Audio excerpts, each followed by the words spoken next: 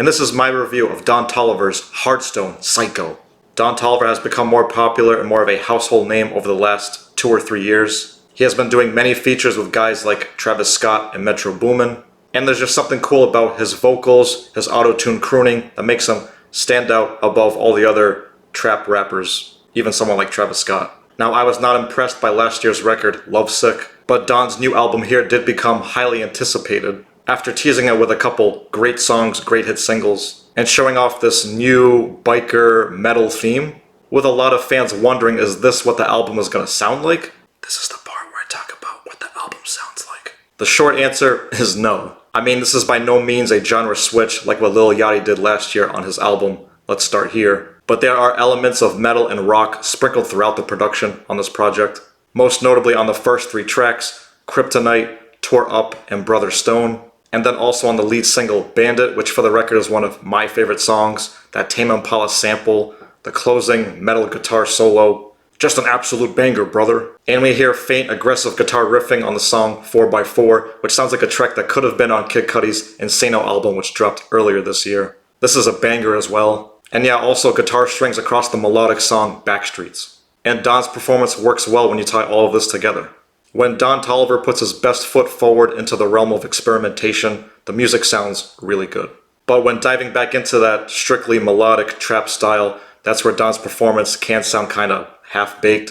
Songs like Attitude and Glock, I just don't see how these songs can be placed on this album. They just sound underwhelming to me in comparison with the rest of the project. And I had a similar feeling with the track Purple Rain, but at least Metro Boomin and Future make up for it. And the closing track HARDSTONE National Anthem, I assumed it would at least exemplify the aesthetic of this project and his new sound. But it's actually really just a slow, synth-heavy ballad.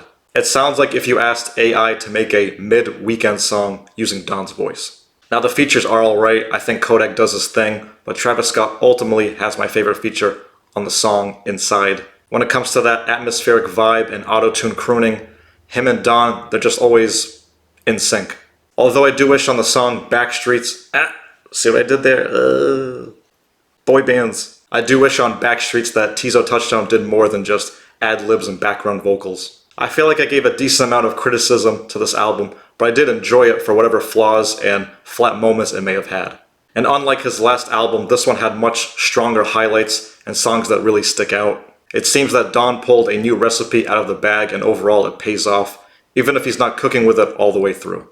And let's face it, we don't listen to Don Toliver for substance and content matter. Not that I don't understand when he's clearly talking about certain things and relationships. We listen to Don Toliver for the vibe and his vocal presence just gliding throughout the track and just putting you in a space. Over time, I can see this album being considered his best. So with a few exceptions, HARDSTONE is hard.